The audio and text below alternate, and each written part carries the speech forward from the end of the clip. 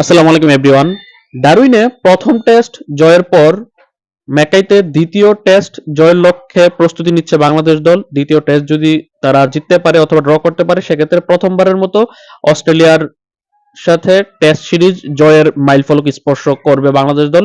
তার আগে বাংলাদেশি মোট 7 জন ক্রিকেটার ব্যক্তিগত 9টা মাইলফলক স্পর্শ করার সামনে বা স্পর্শ করার কাতারে তারা দাঁড়িয়ে রয়েছে। সেগুলো কি, সেই মাইলফলকগুলো কি এবং কিভাবে সেগুলো হবে এবং আদৌ হবে কিনা, সেগুলো নিয়ে আজকের ভিডিওতে কথা বলবো। তার আগে যারা এখন পর্যন্ত আমার চ্যানেলটি সাবস্ক্রাইব করেনি তারা অবশ্যই সাবস্ক্রাইব করে নেবেন, কারণ আমিও ব্যক্তিগত 18,000 সাবস্ক্রাইবারের মাইলফলকের খুব কাছাকাছি আছি। আশা করি এই ভিডিওর পর আমরা 18,000 মাইলফলক স্পর্শ করতে পারবো। এখন যদি ব্যাক ইন দ্য বিজনেস, এখন যদি আসি যে কোন 7 জন ক্রিকেটার এবং কি 9টা মাইলফলকের সামনে বা রেকর্ডের সামনে দাঁড়িয়ে আছে। 7 জন ক্রিকেটার হচ্ছে সবশেষ অস্ট্রেলিয়ার সাথে প্রথম টেস্টে স্কোয়াডে থাকা যে 1 থেকে 7 পর্যন্ত বাংলাদেশি 7 জন ক্রিকেটার ছিল, তারা মোট 9টা রেকর্ডের সামনে দাঁড়িয়ে, যার মধ্যে তানজিদ তামিম এবং মমিনুল হক 2টা করে মাইলফলকের সামনে দাঁড়িয়ে, আর বাকি 5 জন ক্রিকেটার একটা করে মাইলফলকের সামনে দাঁড়িয়ে। প্রথমত তানজিদ তামিমের কথা বললে অনেকেই প্রশ্ন করতে পারেন যে তানজিদ তামিম তো মাত্র তার দ্বিতীয় টেস্ট খেলেছে, তৃতীয় টেস্ট খেলবে আগামী 22 তারিখ অস্ট্রেলিয়ার সাথে, তার কোন মাইলফলক? মূলত তার একদম টেস্টের মাইলফলক নয়, তার মূলত ইন্টারন্যাশনাল ক্রিকেটে আর মাত্র 2টা ছক্কা মারলেই আন্তর্জাতিক ক্রিকেটে তার 100টা ছক্কার মাইলফলক সে স্পর্শ করবে।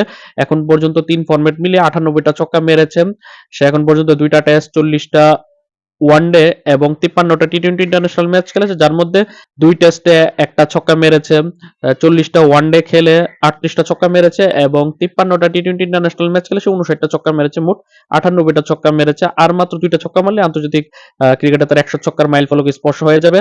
আশা করি দ্বিতীয় টেস্টের 2 ইনিংস মিলিয়ে বা কমপক্ষে 1 ইনিংসেও তার 2টা ছক্কা তার ব্যাটে এসে যাবে। তারপর তার যে দ্বিতীয় মাইলফলকের সামনে দাঁড়িয়ে, সেটা হচ্ছে ক্যাচের রেকর্ড। আর মাত্র 3টা ক্যাচ নিলে আন্তর্জাতিক ক্রিকেটে তার 50টা ক্যাচের রেকর্ড সে পূর্ণ করবে। এখন পর্যন্ত সে 47টা আন্তর্জাতিক ক্যাচ নিয়েছে, 2টা টেস্ট খেলে সে 3টা ক্যাচ নিয়েছে, 40টা ওয়ানডে খেলে 15টা ক্যাচ নিয়েছে এবং 53টা টি-20 ম্যাচ খেলে সে 29টা ক্যাচ নিয়েছে, অর্থাৎ মোট 47টা ক্যাচ নিয়েছে। আর মাত্র 3টা ক্যাচ নিলেই আন্তর্জাতিক ক্রিকেটে 50টা ক্যাচের মাইলফলক স্পর্শ হবে। আশা করে যে দ্বিতীয় টেস্টের 2 ইনিংস মিলিয়ে যদি 3টা ক্যাচ নিতে পারে, তাহলে তার 50 উইকেট ক্যাচের মাইলফলকটা স্পর্শ হয়ে যাবে। তারপর আমরা যদি চলে যাই আরেক ওপেনার সাদমান ইসলামের দিকে, সাদমান ইসলাম আর মাত্র 3 রান করলেই আন্তর্জাতিক টেস্ট ক্রিকেটে সে 1500 রানের মাইলফলক স্পর্শ করবে।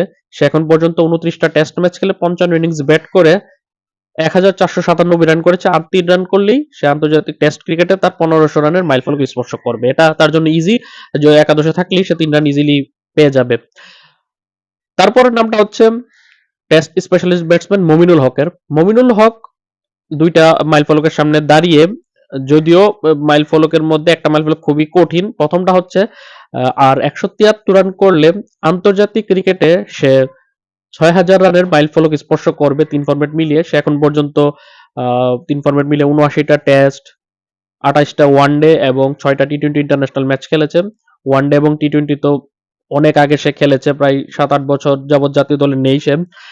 79টা টেস্ট ম্যাচ খেলে সে 5210 রান করেছে, 28টা ওয়ানডে ম্যাচ খেলে 557 রান করেছে এবং 6টা টি-20 ম্যাচ খেলে সে 60 রান করেছে। অর্থাৎ 3 ফরম্যাট মিলিয়ে সে এখন পর্যন্ত 5827 রান করেছে। আর 173 রান করলে সে 6000 রানের মাইলফলক স্পর্শ করবে। সেক্ষেত্রে তার 2 ইনিংস যদি ব্যাট পায়, তাহলে 2টা বড় 50 করতে হবে অথবা একটা সেঞ্চুরি একটা 50 করতে হবে, যেটা কিছু অনেকটা কঠিন। হবে কি হবে না সেটা বলা যায় না, যদি আহামরি ভালো পারফরমেন্স না করে একটা সেঞ্চুরি একটা 50 খুব কঠিন বলা যায়, তার এটা না হওয়ার সম্ভাবনা বেশি। আরেকটা রেকর্ডের সামনে দাঁড়িয়ে সে, সেটা হচ্ছে আর 4টা ক্যাচ নিলেই আন্তর্জাতিক টেস্ট ক্রিকেটে সে 50টা ক্যাচের মাইলফলক স্পর্শ করবে। এখন পর্যন্ত 79টা টেস্ট ম্যাচ খেলে সে 46টা ক্যাচ নিয়েছে। এখন 2 ইনিংস মিলে 4টা ক্যাচ নেওয়া আহামরি কিছু না টেস্টে, যদি সুযোগটা হয়। এরকম সেম তানজিদ তামিমের ক্ষেত্রেও সেম, তানজিদ তামিমের আর 3টা ক্যাচ নিতে হবে 2 ইনিংসে এবং মমিনুল হকের 4টা ক্যাচ নিতে হবে 2 ইনিংসে, যদি 2 ইনিংস ফিল্ডিং করার সুযোগ পায় তাহলে। তারপরে নামটা হচ্ছে অধিনায়ক নাজমুল হোসেন শান্ত। শান্তর জন্য অনেক কঠিন বিষয়টা, তারপরে তাকে আমি মাইলস্টোনের রেকর্ডে রেখেছি। আর 7টা ক্যাচ নিলে সে আন্তর্জাতিক ক্রিকেটে 100টা ক্যাচের মাইলফলক স্পর্শ করবে। এখন পর্যন্ত 3 ফরম্যাট মিলিয়ে সে 93টা ক্যাচ নিতে পেরেছে।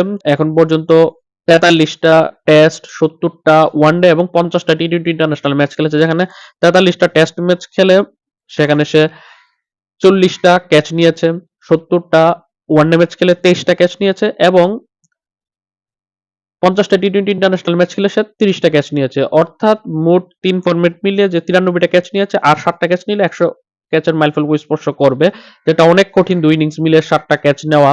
তারপরও আশা রাখছি যে যদি সম্ভব হয় তাহলে নিতে পারবে। তারপর নামটা হচ্ছে সিনিয়র ক্রিকেটার মুশফিকুর রহিমের। মুশফিকুর রহিম আর 158 রান করলে প্রথম বাংলাদেশি ক্রিকেটার হিসেবে টেস্ট ক্রিকেটে 7000 রানের মাইলফলক স্পর্শ করবে। 2005 সালে টেস্টে অভিষেক হওয়া মুশফিকুর রহিম এখন পর্যন্ত টেস্ট ক্রিকেটে 6842 রান করে বাংলাদেশের সর্বোচ্চ রান টেস্টে রান স্কোরার মধ্যে আছে সে। আর 158 রান করলে টেস্ট ক্রিকেটে সে 7000 রানের মাইলফলক স্পর্শ করবে। 104 ম্যাচ খেলে 151 ইনিংস ব্যাট করে 6842 রান করেছে, 158 রান করতে হবে। সেক্ষেত্রে সেই মমিনুলের মতোই তার দুইটা ইনিংসে দুইটা বড় বড় 50 করতে হবে, অথবা একটা সেঞ্চুরি একটা 50 দেখা পেলে সে এই রেকর্ড ছুঁতে পারবে বলে মনে হচ্ছে, যদি অনেক কঠিন বিষয়টা। তারপর নামটা হচ্ছে wicket keeper person Liton Kumar দাসের। আর 73 রান করলেই আন্তর্জাতিক ক্রিকেটে সে 9000 রানের মাইলফলক স্পর্শ করতে পারবে। এখন পর্যন্ত সে 8927 রান করেছে আন্তর্জাতিক ক্রিকেটে। 55টা টেস্ট ম্যাচ খেলে সে 3356 রান করেছে। 104টা ওয়ানডে ম্যাচ খেলে 2869 রান করেছে এবং 122টা টি-টোয়েন্টি ম্যাচ খেলে 2702 রান করেছে। 3 ফরম্যাট মিলে 8927 রান করেছে।